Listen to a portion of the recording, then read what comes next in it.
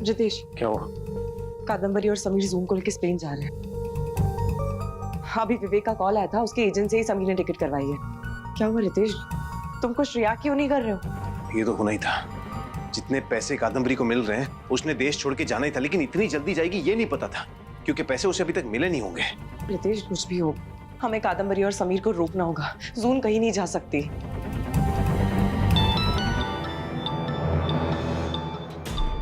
मेघना का कॉल है। आंसर करो, क्योंकि कादम्बरी जो कुछ भी करेगी लीगली करेगी और हम उसे लीगली रोकने की कोशिश करेंगे। मेघना को बोलो हमें उससे मिलना है। हेलो। हाय इंदु, वो एक्चुअली तुम्हारे केस के कुछ पेपर्स मेरे पास हैं, तो वो मैं तुम्हारे घर भिजवा रही हूँ। नहीं मेघना, हम तुम्हारे ऑफिस आ रहे हैं, वही आके तुमसे मिलते हैं। ओके, क्या हुआ? अब मैं मिलके सब कुछ बताती हूँ। चलो। रितेश, वो दोनों जून के लीगल पेरेंट्स हैं। वो जून को कहीं पे भी लेके जा सकते हैं, उन्हें कोई नहीं रोक सकता। इसलिए तो तुम्हारे पास आए हैं मेघना। कोई लीगल तरीका ढूंढना पड़ेगा उन्हें रोकने का, और खासकर जून को रोक के रखने का। कादम्बरी ये सब इसीलिए कर रही है क्योंकि उसे 5,000 करोड़ मिल रहे हैं। इतना पैसा आने के बाद तो कोई कहीं भी सेटल हो सकता है। पर क्या उन्हें पैसे मिल गए हैं? I don't think so. पैसे मिल गए होते तो मेरे घर पे फ्री का खाना नहीं खा रहे होते। अगर उसे पैसे मिले ही नहीं तो कोई बाहर जाने के बारे में सोच ही नहीं सकती। पैसे तो मिलेंगे ही ना इंदु। इस वसीयत की एक ही शर्त थी, जून की कस्टडी, जो उसे ऑलरेडी मिल चुकी है। हालांकि मैंने काफी सारे केसेस ऐसे देखे हैं जहाँ पे लोगों को सालों तक पैसे नहीं मिलते या फिर प्रॉपर्टी में डिस्प्यूट आ जाता है, मगर यहाँ इस केस में ऐसा कुछ भी नहीं है। डिस्प्यूट मतलब वसीयत की शर्त पूरी करने में देरी, या फिर वसीयत के हिसाब से कोई ऐसी प्रॉपर्टी दी जा रही है जो देने लायक नहीं है, या फिर कोई ऐसा फैमिली मेंबर जो वसीयत को चैलेंज करे और कह दे कि वसीयत गलत है, या फिर अपना हक मांगे। हाँ तो बस ऐसा ही कुछ ढूंढना है, कुछ भी जिससे वसीयत पे स्टे आ जाए, उन्हें पैसे ना मिले या कोई भी क्लेम कर ले आके। स्टे लग सकता है अगर कोई प्रॉपर्टी को क्लेम करे तो। अगर ऐसा हुआ तो कादम्बरी को इस इंसान को जवाब देना पड़ेगा और ये साबित करना पड़ेगा कि वो इस प्रॉपर्टी की इकलौती वारिस है। तब तक वो ये शहर छोड़ के नहीं जा सकती क्योंकि उसे पैसे ही नहीं मिलेंगे। पर इस वसीयत को चैलेंज करेगा कौन? कोई भाई बहन या रिश्तेदार होना चाहिए। कादम्बरी का कोई रिश्तेदार या कोई भाई बहन है? वसीयत के हिसाब से तो कादम्बरी इकलौती बेटी है, कोई भाई बहन नहीं है उसके। इंडस्ट्री में भी अकेली ही रही है, कभी कोई फैमिली मेंबर उसके साथ देखा भी नहीं गया, इसीलिए तो उसके पापा ने सारी जायदाद उसके नाम की है, नहीं तो वसीयत में किसी और का नाम होता ना। कोई नाम?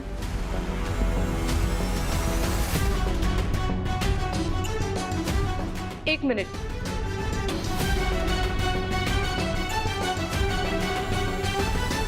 यस, कुछ मिला क्या? मैंने वसीयत पढ़ते वक्त कुछ नोट किया था, उसमें ये नाम मेंशन था, नीमा बख्शी। ये नीमा बख्शी कौन है? याद नहीं है एग्जैक्टली, वसीयत में कुछ तो लिखा था। मैं एक बार वसीयत पढ़ सकता हूँ प्लीज? यस ऑफ कोर्स, मैं केस की फाइल लेके आती हूँ। नीमा? हाँ कामना दी। हाँ रितेश, कहाँ हो तुम और इंदु? सब लोग तुम्हारा डिनर पे वेट कर रहे हैं। नहीं, आप लोग डिनर कर लीजिए, मुझे और इंदु को आने में देर हो जाएगी। अच्छा ठीक है। जून ने खा लिया क्या? कब का खा लिया, वो तो खा के सोने भी चली गई है नानी के साथ। नैनी के साथ? क्या हो?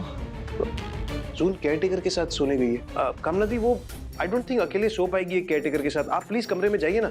हाँ रितेश, मैंने बहुत समझाने की कोशिश की समीर को, उसे बाहर जाना था तो वो बाहर चला गया और कहने लगा कि जून को अब से नैनी के साथ रहने की आदत डालनी पड़ेगी।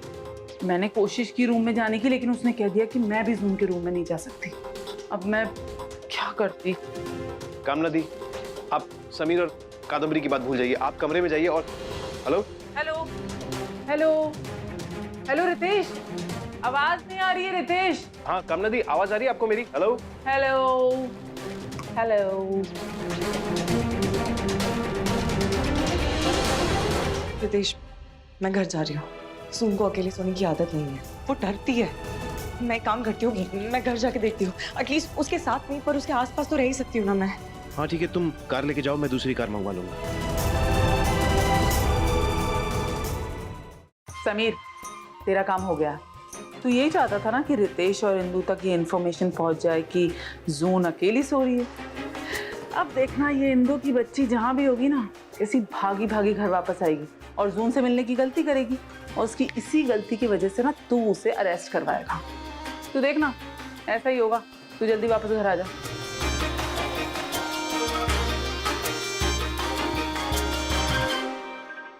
मार्च पहले लेफ्ट हैंड डालती है, पर मैं ऐसे ही करती हूँ।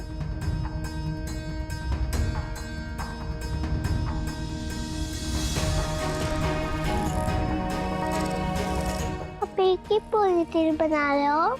हाँ, कोई प्रॉब्लम है तुम्हें? मार्च तो पूरी तेल बनाती है हमेशा। चलो सो जाओ चुपचाप। मुझे ब्लड कौन खिलाएगा? साली कौन सुनाएगा? मार्च में से सोने से पहले ये सब करती है। चुप, क्या मौज मौज की रट लगा रखी है? भाड़ में गई तेरी मौज, और मुझे नहीं आती कोई स्टोरी बिटोरी।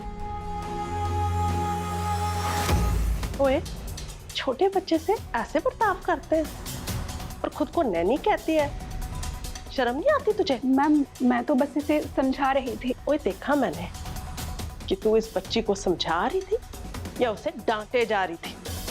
जा यहाँ से अब।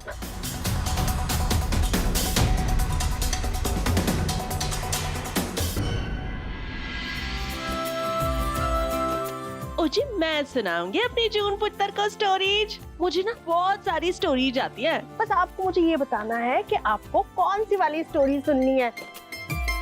देखो जी, किंग की या फिर क्वीन वाली या फिर मैजिशियन वाली या फिर वो जो होता है ना पानी में ऐसे ऐसे तैरता है छोटू सा, क्या होता है वो? फिश। हाँ, बेबी फिश वाली। कौन सी स्टोरी सुनेगा मेरा जून? बताओ जल्दी।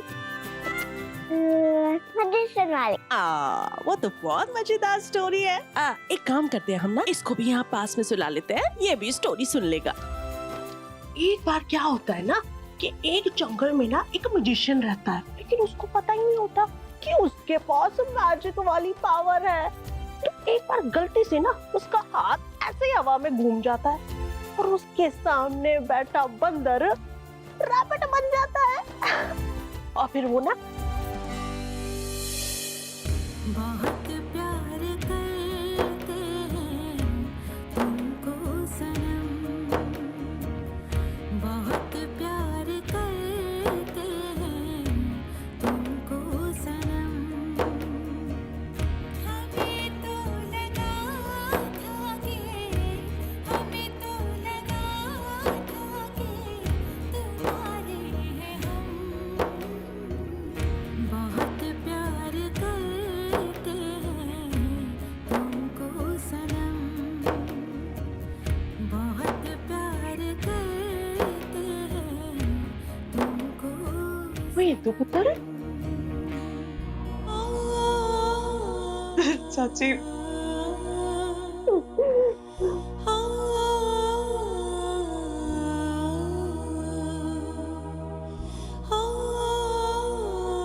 पुत्र, मैं तेरा दर्द समझ सकती हूँ।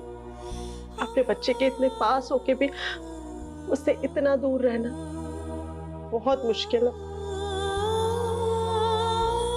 थैंक यू डॉली चाची, आपने ये मेरी दूरी मिटा दी।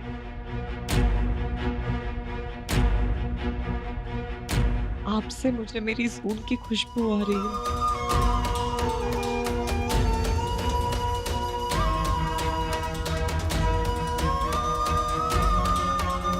I love you, जून बेटा।